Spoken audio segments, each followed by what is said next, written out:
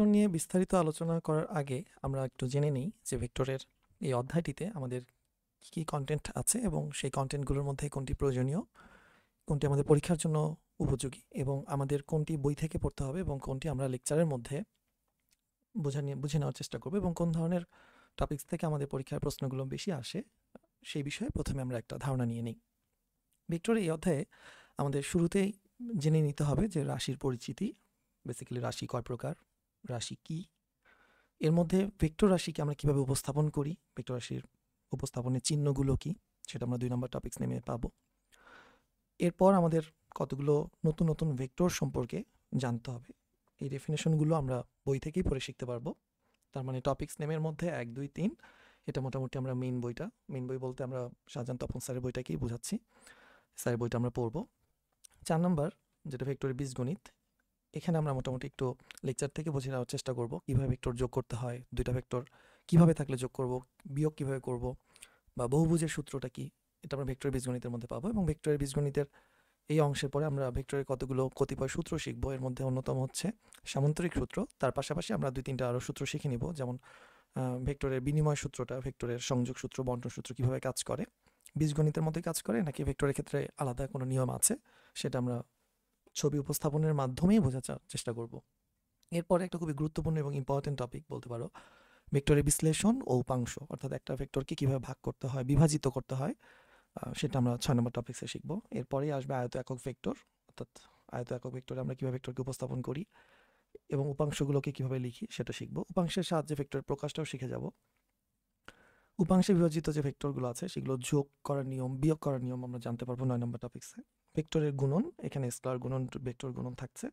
এবং সর্বশেষ যে আর্টিকেলসটা বা টপিক্সটা 11 নম্বর, ভেক্টরের ক্যালকুলাস, এটা আমাদের আপাতত একটু পেন্ডিং থাকবে, কারণ হায়ার ম্যাথমেটিক্সে আমরা ডিফারেন্সিয়েশন এবং ইন্টিগ্রেশন শেখার পর এখানে ভেক্টরের ক্যালকুলাস এবং সেখানে কীভাবে ভেক্টর যোগ করতে হয় দুটা ভেক্টর, সেটা আমরা জানতে পারবো। সব মিলিয়ে যদি এখানে কথা বলতে হয় যে আমাদের কোনগুলো ইম্পর্টেন্ট পরীক্ষার জন্য, সেটার ক্ষেত্রে আমি বলতে চাই বেসিক যে জিনিসটা সেটা হচ্ছে ভেক্টরের বীজগণিতে কীভাবে ভেক্টর যোগ করতে হয়, বিয়োগ করতে হয়, এটা জানা থাকতে হবে। তো 4 নম্বর টপিক্সটা পরীক্ষা আসার জন্য নয়, বাট পরবর্তী টপিক্সগুলোর জন্য অত্যন্ত ইম্পর্টেন্ট। ভেক্টরের বীজগণিতে কতিপয় সূত্রের মধ্যে সবচেয়ে বেশি ইম্পর্টেন্ট হচ্ছে আমাদের সামুদ্রিক সূত্র। এখান থেকে আমাদের আলোচনাটা শুরু হবে। সামুদ্রিক সূত্র থেকে আমরা মূলত ভেক্টরের আলোচনা করব। তো সামুদ্রিক সূত্রে আমরা জানবো যে দুটা ভেক্টরের লব্ধি কীভাবে কাজ করে, তাদের দিক কীরকম, লব্ধির দিকগুলো কীভাবে কাজ করে, কীভাবে আমরা হিসাব করব, কোন ধরনের প্রশ্ন এখানে আসে। তো সামুদ্রিক সূত্র থেকে মূলত পরীক্ষার প্রশ্ন বেশি আসে। এরপরে যে বিষয়টা সেটা হচ্ছে ভেক্টর উপাংশে বিভাজিত ভেক্টরের যোগ এবং বিয়োগ, অর্থাৎ 9 নম্বর এই টপিক্সটা। 9 নম্বর এই টপিক্সের জন্য আমাদের মূলত উপরের 3টা টপিক্স ভালোভাবে পড়ে নিতে হবে, ভেক্টরের বিশ্লেষণ, উপাংশ, আয়ত একক ভেক্টর, উপাংশের সাহায্যে ভেক্টরের প্রকাশ। এই 3টা টপিক্স মূলত পড়তেই হচ্ছে উপাংশে বিভাজিত ভেক্টরের যোগ ও বিয়োগের ক্ষেত্রে। এর পাশাপাশি আমাদের যেটা জানতে হবে সেটা হচ্ছে ভেক্টরের গুণন, স্কেলার গুণন এবং ভেক্টর গুণন, এই দুটা গুণনই পরীক্ষায় মোস্ট ইম্পর্টেন্ট এবং পরীক্ষায় এটা আসে। তাহলে বোঝা গেল যে আমাদের সামুদ্রিক সূত্র, উপাংশে বিভাজিত ভেক্টরের যোগ বিয়োগ, ভেক্টরের গুণের মধ্যে স্কেলার ডট দুটোই, এবং কখনো কখনো ভেক্টরের ক্যালকুলাস থেকেও পরীক্ষা আসে। তো এখানে সৃজনশীলের জন্য আমাদের জ্ঞান অনুধাবনগুলো বেসিক্যালি আমরা একটু টেস্ট পেপার বেস প্রশ্নগুলোই সলভ করব, অথবা মেইন বই যেটা যে বইয়ের রাইটার্স আমরা বই পড়ে থাকি সেটা দেখব। আর এদিকে আমাদের লেকচার থেকে আমাদের মূলত সবার প্রথম এই ভেক্টর বীজগণিত নিয়েই কথা শুরু হবে। ভেক্টর বীজগণিতের মধ্যে অন্যতম সামুদ্রিক সূত্র নিয়েই বিস্তারিত আলোচনা হবে এবং এটা ভালো মতো বুঝে কীভাবে কার পারফর্ম করে সেটা আমাদের বুঝতে হবে। ঠিক আছে, তাহলে এখন আসলে শুরু করা যাক। আমি শুরু করার আগে মেইন বই থেকে অবশ্যই রাশির পরিচিতি, ভেক্টর রাশির দিক নির্দেশনা, ভেক্টর রাশি সংক্রান্ত কতিপয় সংজ্ঞা, ভেক্টরের বীজগণিতের ভেক্টরের যোগ, ভেক্টর বিয়োগ কীভাবে করতে হয়, এগুলো মেইন বই একটু পড়ে মূল বই থেকে একটু শিখে নেওয়ার চেষ্টা করে নিতে হবে। দেন আমরা ভেক্টরের বীজগণিতের কতিপয় সূত্র এই আলোচনাটা স্টার্ট করতে পারি। তাহলে এখন আমরা ভেক্টর বীজগণিতের কতিপয় সূত্র থেকে আলোচনাটা শুরু করব। তাহলে আমরা আর্টিকেল নাম্বার 3 থেকে শুরু করছি। আর্টিকেল নাম্বার 3তে আমরা শিখব ভেক্টরের বীজগণিতের কতিপয় সূত্র। ভেক্টরের বীজগণিতের কতিপয় সূত্র।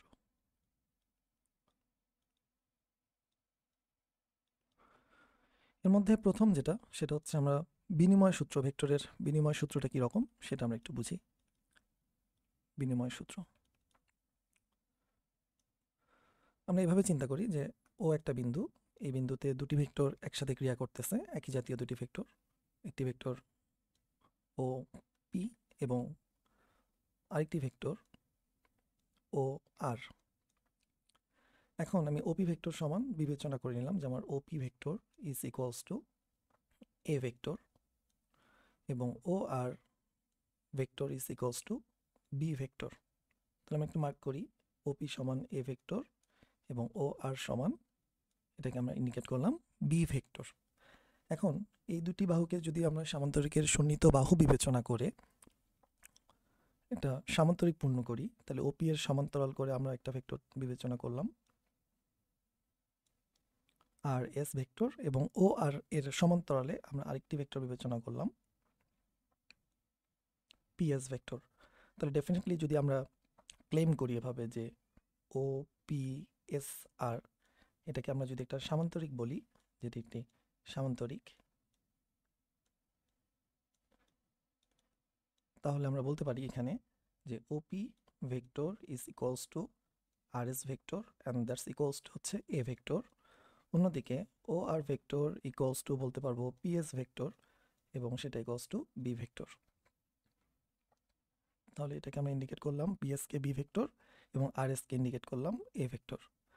এখন ত্রিভুজের যে সূত্রটা রয়েছে ভেক্টরের, আমরা জানি যে প্রথম ভেক্টরের শেষ বিন্দুতে যদি দ্বিতীয় ভেক্টর শুরু হয়, তাহলে প্রথম ভেক্টরের আদি বিন্দু থেকে দ্বিতীয় ভেক্টরের শেষ বিন্দু সংযোগ সরলরেখা ভেক্টর দ্বয়ের লব্ধি নির্দেশ করে। তাহলে এই যে রেড মার্ক করা যে ভেক্টরটা, আমি এটাকে যদি সি ভেক্টর ইন্ডিকেট করি, তাহলে ত্রিভুজ বিধি অনুযায়ী আমরা বলতে পারবো A vector plus B vector equals to C vector. তাহলে এখন যদি আমরা ত্রিভুজ উল্লেখ করি, এখানে এই ছবির মধ্যে ত্রিভুজ ওপিএস, এখানে আমার ত্রিভুজ বিধি অনুযায়ী বা ত্রিভুজ সূত্র বলতে পারো, ত্রিভুজ সূত্র অনুযায়ী কি বলা যাচ্ছে যে ওপি ভেক্টর, এটা হচ্ছে প্রথম ভেক্টর, প্লাস পিএস ভেক্টর, এটা হচ্ছে দ্বিতীয় ভেক্টর। ওপি ভেক্টরের শেষ বিন্দু হচ্ছে পি বিন্দু এবং পিএস ভেক্টরের আদি বিন্দু হচ্ছে পি বিন্দু। তাহলে একটি ভেক্টরের শেষ বিন্দু থেকে দ্বিতীয় ভেক্টর যদি শুরু হয়, তাহলে তাদের লব্ধি ভেক্টর বা যোগফল হবে প্রথম ভেক্টরের আদি বিন্দু। ওপি যেহেতু প্রথম ভেক্টর, তাহলে তার আদি বিন্দু হচ্ছে ও, এবং পিএস যেহেতু দ্বিতীয় ভেক্টর, তার শেষ বিন্দু হচ্ছে এস।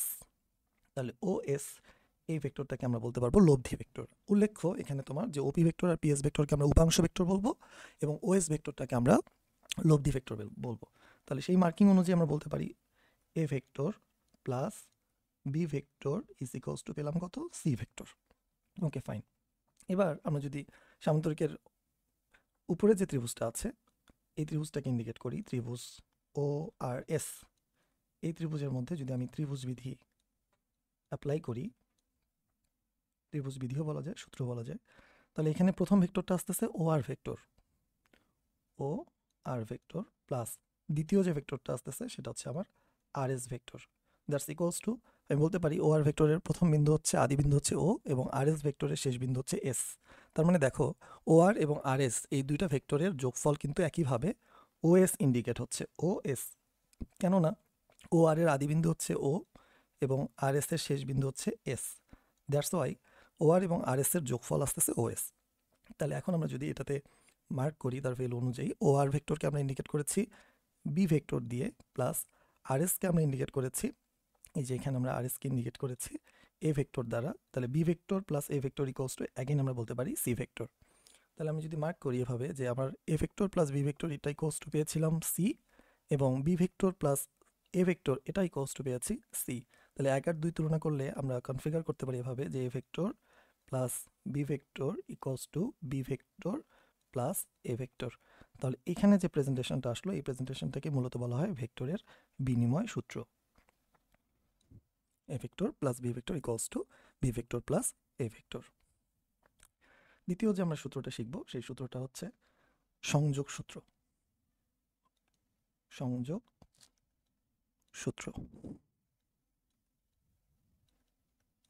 সূত্রটা একটু আমি আগে লিখে দিই তাহলে পরে বুঝতে সুবিধা হয়। সংযোগ সূত্রটা অনেকটা এরকম যে A vector plus B vector plus C vector equals to, আমরা বলতে পারি এ ভেক্টর প্লাস ব্র্যাকেট দিয়ে B vector plus C vector. Okay, তাহলে সংযোগ সূত্রের জন্য আমরা তিনটা ভেক্টরকে ইউজ করব। প্রথমে সাপোজ এবি, এবিকে আমরা বললাম, আচ্ছা এবি উল্লেখ না করে আমরা একটু, তো আমরা এ বি কে মূল ভেক্টর বলেছি, তাহলে পি কিউ দিয়ে ইন্ডিকেট করাটা বেটার।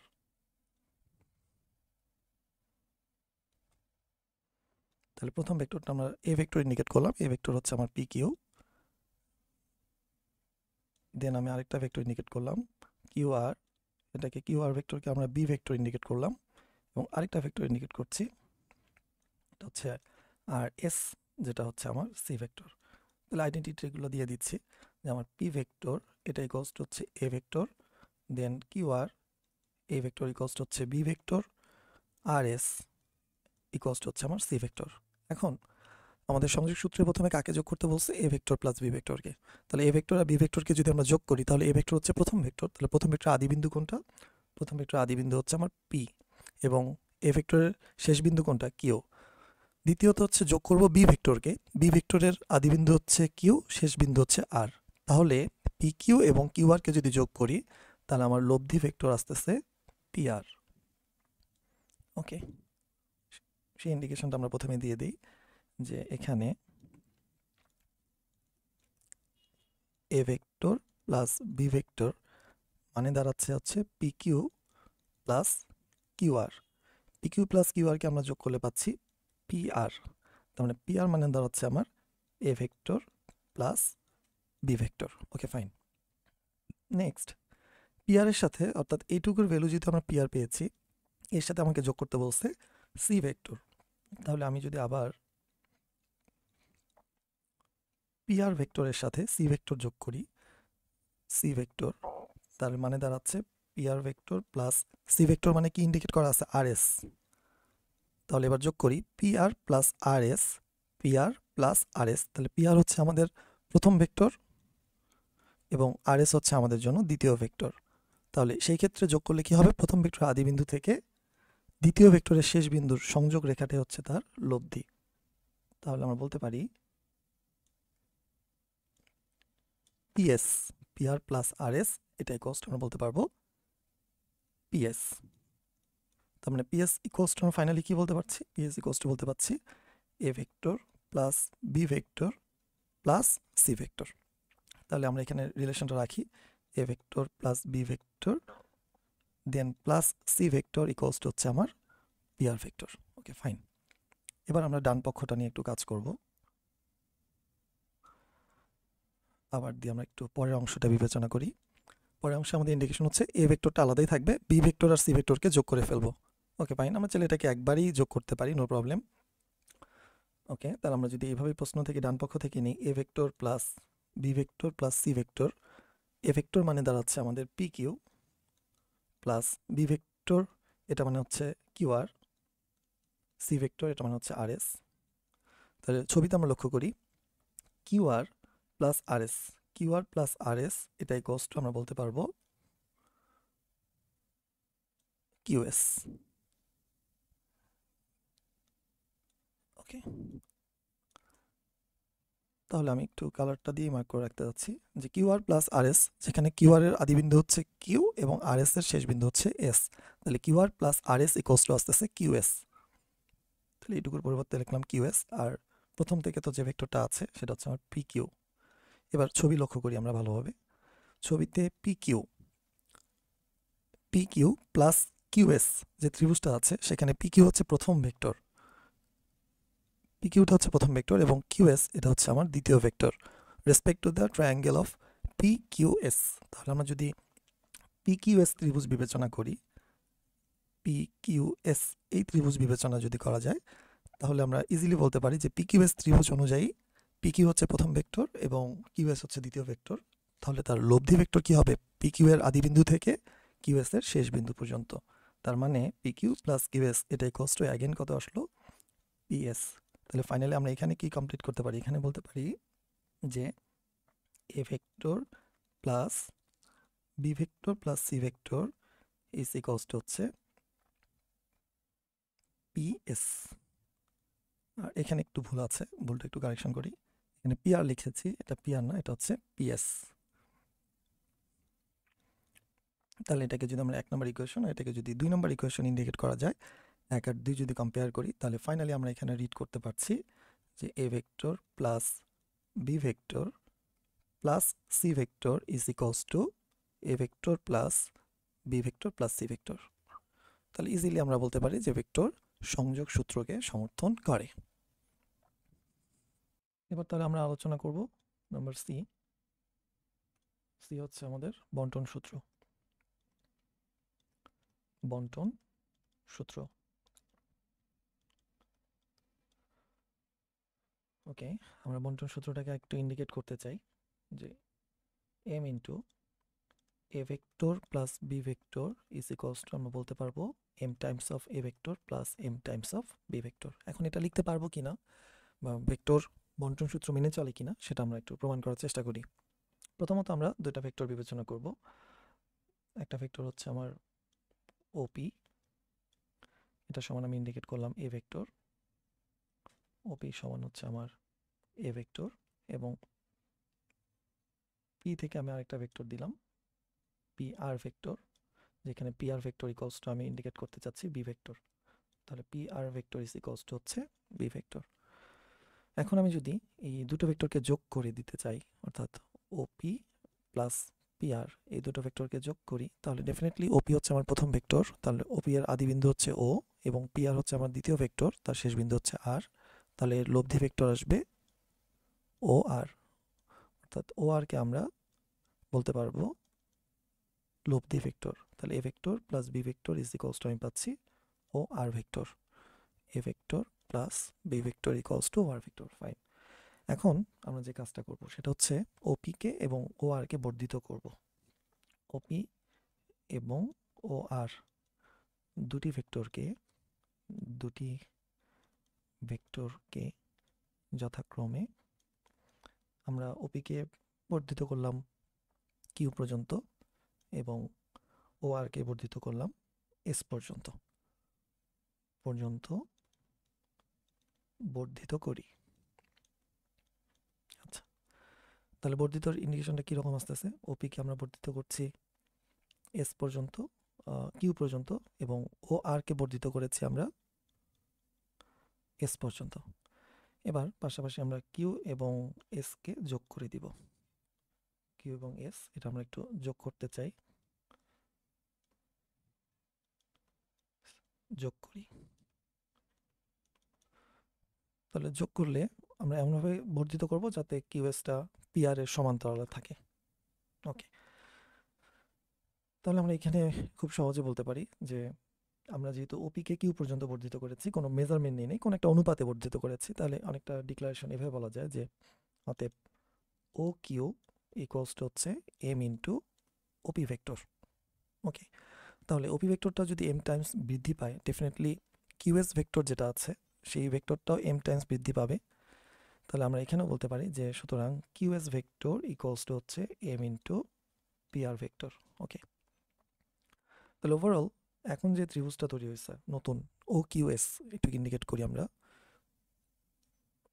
ও কিউ এস, এই যে ত্রিভুজটা আছে এবং তার যে তিনটা বাহু পি কিউ, কিউএস এবং ওএস, এই তিনটা বাহুর সাথে আমরা যদি প্রথম যে ত্রিভুজটা ছিল ও পি আর, এই ত্রিভুজের বাহুগুলোর অনুপাতকে ইন্ডিকেট করতে চাই, তাহলে অনুপাতটা এভাবে লেখা যায় যে O Q divided by OP vector is equals to আমাদের P R QS divided by P R vector equals to OS vector divided by O R vector is equals to, তাদের অনুপাতটা কত আসতেছে এম।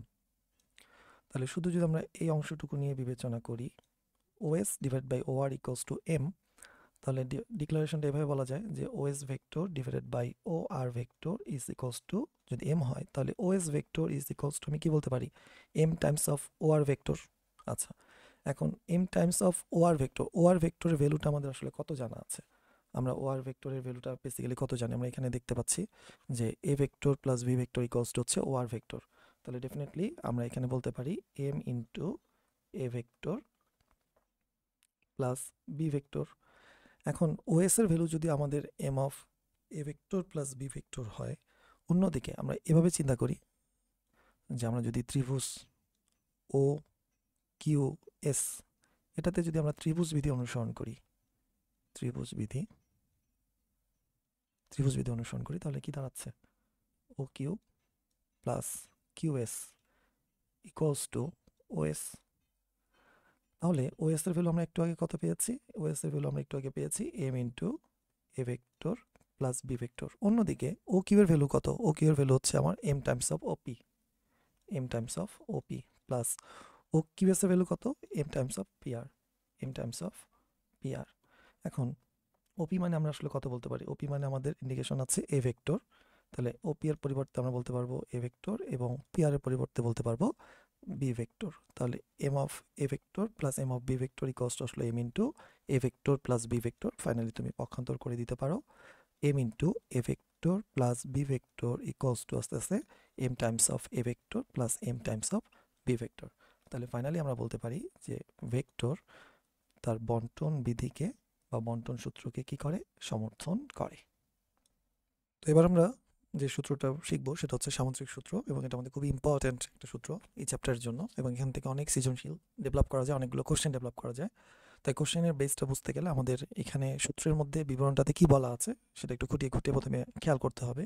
তো প্রথমত প্রতিপাদন না বুঝেই সূত্রটা রিড করাটা আসলে টাফ, বা কোন জায়গায় আসলে কি অর্থ বহন করতেছে সম্পূর্ণ ব্যাপারটা না শিখে নেওয়া পর্যন্ত পুরোপুরি উপলব্ধি করা যায় না।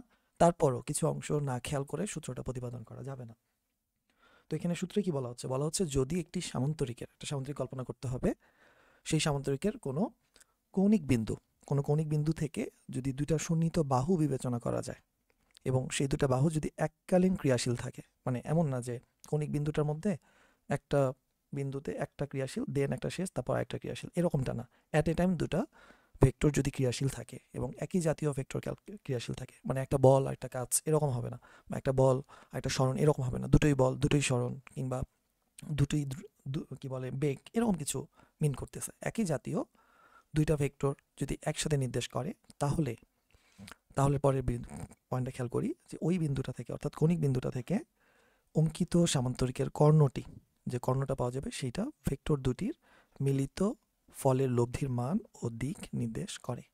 এটার পিকচার ভিউটা অনেকটাই হচ্ছে আমরা যখন প্রথম বীজগণিতের সূত্র শিখেছি বিনিময় সূত্র, ওটার মতোই, বাট পার্থক্য হচ্ছে বিনিময় সূত্রতে আমরা দুইটা ভেক্টরের যোগফল সরাসরি যোগফলের উপর ইন্ডিকেট করিনি, আমরা বিনিময় কিভাবে করে সেটা ইন্ডিকেট করেছিলাম। কিন্তু এখানে আমরা লব্ধির মানটা নিয়ে কাজ করব। এখানে লব্ধির মান ও লব্ধির দিক যে নির্দেশ করে সেই দিকটা খুব ভালো করে এখানে আমরা বোঝার চেষ্টা করব। তো ঠিক আছে, এখন আমরা একটু আলোচনায় যাই, মানে সামান্তরিক সূত্রটা কিভাবে কাজ করে। তো কথা অনুযায়ী আমরা প্রথমে একটা সামান্তরিক কমপ্লিট করতে চাচ্ছি। তো আমরা একটা নির্দিষ্ট বিন্দু বিবেচনা করলাম, এখান থেকে দুটা সন্নিহিত বাহু বিবেচনা করব যেটা আমাদের ভেক্টর হিসেবে কাজ করছে। তো আমাদের একটা ভেক্টর আমরা ইন্ডিকেট করলাম ওপি, যেটার ডিক্লারেশন নেম দিলাম এ ভেক্টর, এবং একই সাথে ক্রিয়াশীল আরেকটি ভেক্টর হচ্ছে ও কিউ, যেটা আমরা ইন্ডিকেট করলাম বি ভেক্টর দ্বারা। এবং আমরা প্রথমেই বলে নিই যে আমাদের পি ও কিউ যে কোণটা উৎপন্ন হয়েছে এই কোণটার পরিমাণ হচ্ছে আলফা, আলফা পরিমাণ কোণ এখানে উৎপন্ন হয়েছে। ওকে, এখন এই দুটা সন্নিহিত বাহুকে ধরে যদি আমরা ডিক্লারেশনে খেয়াল করেন যে দুটি সন্নিহিত বাহু এটাকে বিবেচনা করে যদি আমরা সামান্তরিক কমপ্লিট করি, অর্থাৎ ওপি এর সমান্তরালে আমি একটা ভেক্টর নিচ্ছি, দিস ইজ কিউএস, যেটা সমান অ্যাগেইন এ ভেক্টর, এবং পিএস ডেফিনেটলি ও কিউ এর সমান্তরাল অবস্থান করছে, যেটা হচ্ছে আমার বি ভেক্টর। ওকে, এখন সূত্র অনুযায়ী বলা হচ্ছে যে এ ভেক্টর আর বি ভেক্টরের যে লব্ধিটা সেই লব্ধি হচ্ছে আমার ওএস, অর্থাৎ ওএসকে আমরা এ ভেক্টর আর বি ভেক্টরের যোগফল হিসেবে ইন্ডিকেট করতে পারি, এটাকে আমরা সি দ্বারা প্রকাশ করলাম। ওকে, এখন আমাদের এইখানে আলোচনা হচ্ছে যে এই সিটার মান কি হবে এবং সি এর দিক কি হবে বা দিকটা কিভাবে নির্ণয় করব সেটা আমরা এখানে থিওরির মধ্যে আলোচনা করব। তো আলোচনার শুরুতেই আসলে যেটা নিয়ে বলতে চাই সেটা হচ্ছে আমরা ওপি ভেক্টরটাকে একটু বর্ধিত করব। ওপি ভেক্টরকে আমরা বর্ধিত করলাম ও আর পর্যন্ত, এবং এস থেকে আমরা আর এর উপর একটা লম্ব টানলাম, অর্থাৎ এটা সম্পূর্ণ আমার এক্সটেনশন অংশ, পিআরএস যেটা দেখতে পাচ্ছি এটা এক্সটেনশন অংশ। তাহলে এই ছবিটার মধ্যে আমরা নতুন দুটো বাহুর অংশ পেলাম, একটা হচ্ছে পিআর এবং একটা হচ্ছে আর এস। তো আমি যদি এখন প্রথমে যে ত্রিভুজটা নিয়ে কাজ করতে চাই সেটা হচ্ছে ও এস আর, ও এস আর, এটা নিয়ে যদি আমরা ত্রিভুজ বিধি অনুসরণ করি ও এস আর, এই ত্রিভুজের মধ্যে ত্রিভুজ বিধি অনুসরণ করলে আমাদের বলা যায়, ত্রিভুজ বিধি নয়, আমরা এখানে পিথাগোরাসের সূত্র যদি অ্যাপ্লাই করি তাহলে এখানে আমরা বলতে পারি যে O S square equals to O R square plus R S square. এখন মজার ব্যাপার হচ্ছে আমরা তো ডেফিনেটলি ও এস এর ভ্যালুটা জানতে চাচ্ছি, যেহেতু আমরা এটা দিক নিয়ে আলাদা করে কাজ করবো তাই এখানে আর কোনো ভেক্টর চিহ্ন দিচ্ছি না। তাহলে সি স্কোয়ার ভ্যালুটা বেসিক্যালি আমরা জানতে চাচ্ছি, একটা হচ্ছে ও আর স্কোয়ার এটার মান কত এবং আর এস স্কোয়ার এটার ভ্যালুটা কত।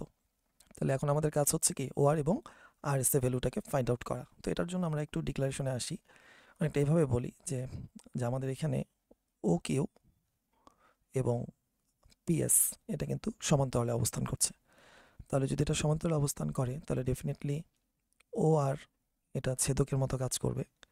যদি এটা ছেদক হয়ে থাকে তাহলে এখানে যে কোণটা আছে পিও কিউ এই কোণটার মান এবং কোণ আর পিএস এই কোণটা পরস্পর সমান, তার মানে এখানে যে কোণটা উৎপন্ন হয়েছে এটা হচ্ছে আলফা। ওকে, এখন আমরা ত্রিভুজ যে এক্সটেনশন যে ত্রিভুজটা পেয়েছি সেটা পিআরএস এই ত্রিভুজের মধ্যে যদি আসি, এই ত্রিভুজের মধ্যে এই যে কোণটা আলফা পেয়েছি এটাকে আমরা যদি সাইন দিয়ে অপারেট করি তাহলে আলফা কোণের সাপেক্ষে আরএস এটা কিন্তু একটা লম্ব।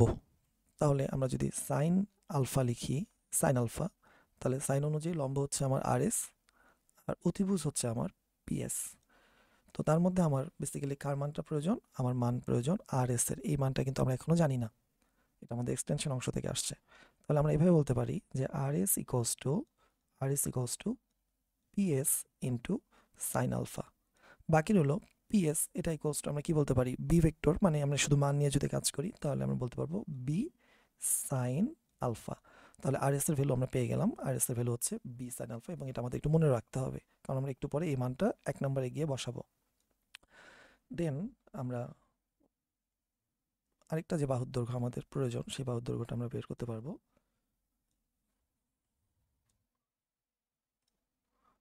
যদি আমরা এখানে কস আলফা অ্যাপ্লাই করি তাহলে কস মানে হচ্ছে ভূমি, তাহলে সূক্ষ্মকোণ আলফার সাপেক্ষে পিআর হচ্ছে একটা ভূমি। আমাদের পিআর এই অংশটুকু ভূমি হিসাবে কাজ করছে আমাদের এই এক্সটেনশন যে ত্রিভুজটা আছে সেটার মধ্যে। তাহলে সূক্ষ্মকোণের সাপেক্ষে পিআর যেহেতু একটা ভূমি, ভূমির সাথে সম্পর্কযুক্ত অপারেটরটাই কিন্তু আমরা এখানে ব্যবহার করলাম।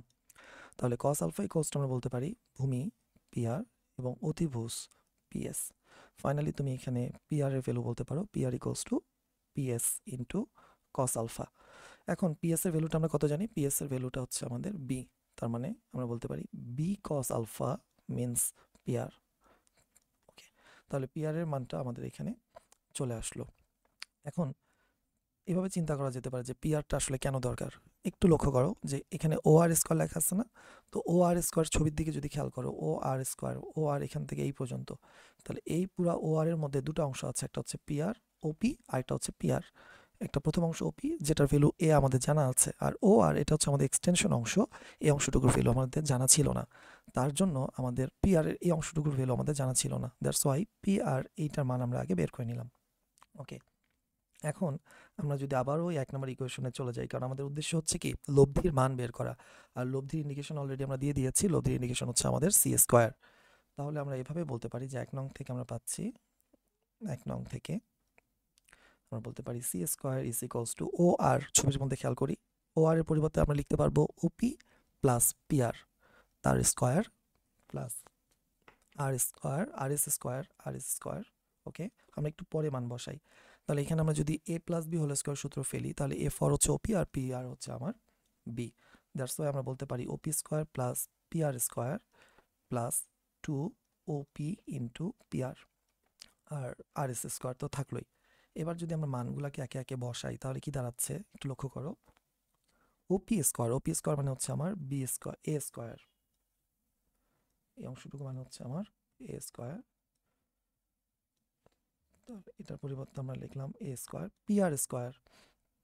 পিআর মানে আমরা মান পেয়েছি বি কস আলফা, তার স্কোয়ার মানে কি লিখবো B square cos square alpha plus 2 into OP মানে অ্যাগেইন এ, এবার পিআর মানে again B cos alpha plus R S square মানে হচ্ছে বি সাইন আলফা, আমরা আগেই পেয়েছি এখানে বি সাইন আলফা, তাহলে সেটার পরিবর্তে আমরা এখানে লিখতে পারবো B square sine square alpha. এবার আমরা এখানে দুটো পদ একটু ভালো করে লক্ষ্য করি, একটা হচ্ছে B square cos square alpha, একটা হচ্ছে B square sine square alpha. এই দুটোর মধ্যে আমরা একটু কমন নিব, বি কমন নেই, তাহলে দাঁড়াচ্ছে কি A square plus B square common নিলে থাকবে আমাদের cos square alpha plus sine square alpha plus বাকি extension to A B cos alpha. Finally তুমি ইকুয়েশনটা পেয়ে গিয়েছো বা মানটা পেয়ে গিয়েছো সি স্কোয়ার। সি স্কোয়ারকে, সি স্কোয়ার হচ্ছে আমার সেই ভেক্টরের কর্ণ, মানে লব্ধি বা আমাদের সামুদ্রিক কর্ণ, যেটা আমাদের একসাথে ক্রিয়াশীল যে দুটি ভেক্টর ছিল, আমরা বলেছিলাম একসাথে ক্রিয়াশীল একই জাতীয় দুটি ভেক্টরের লব্ধি নির্দেশ করে। কে লব্ধিটা নির্দেশ করে? যে সামান্তরিকের কর্ণটা রয়েছে, এই কর্ণটি সেই লব্ধি নির্দেশ করে। সেই কর্ণটাকে আমরা কি দ্বারা ইন্ডিকেট করেছিলাম? সি দ্বারা। এবার আমরা কিন্তু সেই সি স্কোয়ারের মান থেকে সি এর ভ্যালুটা খুব সহজে বের করে ফেলবো ইনশাল্লাহ। তাহলে A square plus B square cos square plus sine square equals to 1, A square plus B square plus 2ab cos alpha. তাহলে ফাইনালি আমরা বলতে পারি C equals to root over A square plus B square plus 2ab cos alpha. এটা হচ্ছে আমাদের দুটো ভেক্টরের যদি এক বিন্দুতে ক্রিয়াশীল থাকে, একসাথে ক্রিয়াশীল থাকে, তাহলে যে লব্ধিটা পাওয়া যাবে সেই লব্ধির মান হিসাবে আমরা এই রেজাল্টটা পেয়ে যাচ্ছি। এর পরবর্তীতে আমাদের লব্ধির দিক নিয়ে আলোচনা করতে হবে। তো যেহেতু আমরা একটা সূত্র ডেভেলপ করে ফেললাম, আমরা একটা এক্সাম্পল দেখতে চাচ্ছি। সাপোজ টু আমরা যদি একটা নির্দিষ্ট বিন্দুতে দুটা বল একসাথে ক্রিয়াশীল করি, সাপোজ টু এখানে আমরা রাখলাম 5 নিউটন এবি বরাবর, কেমন? আর অন্যদিকে এ বিন্দুতে আমি আরেকটা বল দিলাম একসাথে 10 নিউটন। এখন এ বিন্দুতে যদি আমি একটা বস্তু রাখি এবং বস্তুটার উপর একসাথে যদি 5 নিউটন আর 10 নিউটন বল মাঝামাঝি 60 ডিগ্রি ক্রিয়া করে, তাহলে এই বলটা আসলে কোন দিক দিয়ে যাবে এবং বলটা কোন দিকে গতিশীল হবে বা কত বল সে, তার মধ্যে কত লব্ধি বল কাজ করবে। তাহলে প্রথম উত্তর যেটা বলতে পারি যে 5 নিউটন আর 10 নিউটনের যেটা কর্ণ, এটাকে যদি সামান্তরিক পূর্ণ করা যায়, সামান্তরিক পূর্ণ করে যে কর্ণটা তৈরি হবে সেই কর্ণটাই হবে আমাদের নতুন যে লব্ধি বলটা পাবো, সেই লব্ধি বলের মান এবং দিক। তার মানে আমার এই বলটা, যে বলের উপর আমি 5 নিউটন এবং 10 নিউটন বল প্রয়োগ করলাম, সেটা এই ব্লু রেখাটা বরাবর গতিশীল হবে এবং গতিশীল হওয়ার সময় তার লব্ধি বল থাকবে কত? সি। এবং সি এর ভ্যালুটা তাহলে কত আসবে? সি এর ভ্যালুটা আসবে root over 5 square plus 10 square plus 2 into 5 into 10 into cos 60 degree, cos 60 degree. তাহলে এটা ক্যালকুলেশন করলে যে রেজাল্টটা আসবে সেই রেজাল্টটাই হবে এই দুটা বল একসাথে রেড কালার বলের উপর যে কার্যকর বলটা তৈরি করেছে তার আনসার। তো আশা করা যায় যে সামান্তরিক সূত্রটা মূলত কীভাবে কাজ করে তার প্রাথমিক একটা ধারণা পাওয়া গিয়েছে। এরপরে যখন আমরা এটা লব্ধির দিক নিয়ে কথা বলবো, তখন আমরা বলতে পারবো যে এবি ভেক্টরটার সাপেক্ষে, আমরা যে এবি ভেক্টর এখন যেটা বস্তুটা তৈরি করলাম, যে এবি ভেক্টরের সাপেক্ষে আমার এই টেনিস বলটাই বলি, টেনিস বলটা কোন দিকে যাচ্ছে, কত বলে যাচ্ছে, তার মধ্যে তো 5 নিউটনও থাকবে না, 10 নিউটনও থাকবে না। আলটিমেটলি আমার এই টেনিস বলটা কি পরিমাণ বল লাভ করলো এবং কোন দিকে যাচ্ছে সেটার মানও আমরা যখন কোণের মানটা বের করব তখন আমরা এটা বুঝতে পারবো। এবং এটার রেজাল্টটা ক্যালকুলেটার একটু প্রেস করে যদি বের করে নেওয়া যায়, তাহলে দেখা যাবে যে 5 বা 10 এই দুটা কোনোটাই হয়নি, বরঞ্চ এর ম্যাক্সিমাম ভ্যালু হচ্ছে 15, মিনিমাম ভ্যালু হচ্ছে 5। তার মানে এটার রেজাল্টটা 5 থেকে 15-এর ভিতরে কিছু একটা হবে। তো আমরা পরবর্তীতে এটা গাণিতিক সমস্যা নিয়ে বিস্তারিত আলোচনা করব। আপাতত আমাদের প্রথম আলোচনা বা লেকচার ভেক্টরের বীজগণিত নিয়ে যা ছিল তা আজকে এ পর্যন্তই। এই আলোচনাটা খুব ভালোভাবে প্র্যাকটিস করে রাখতে হবে, আয়ত্তে আনতে হবে পরবর্তীতে লেকচারগুলো বোঝার জন্য এবং ম্যাথসগুলো বোঝার জন্য। তো আশা করছি যে আলোচনাটা বোঝা গিয়েছে এবং আমরা পরবর্তীতে আরও ভালোভাবে বোঝার চেষ্টা করব এবং বাসায় এই অধ্যায়ের সংশ্লিষ্ট যে আর্টিকেলগুলো আছে, আর্টিকেল 1, আর্টিকেল 2 মূল বই থেকে আমরা একটু পড়ার চেষ্টা করব। তাহলে পরবর্তীতে আমাদের ক্লাসগুলো বুঝতে আরও সহজ হবে এবং ভালো লাগবে। আজ এ পর্যন্তই, ধন্যবাদ।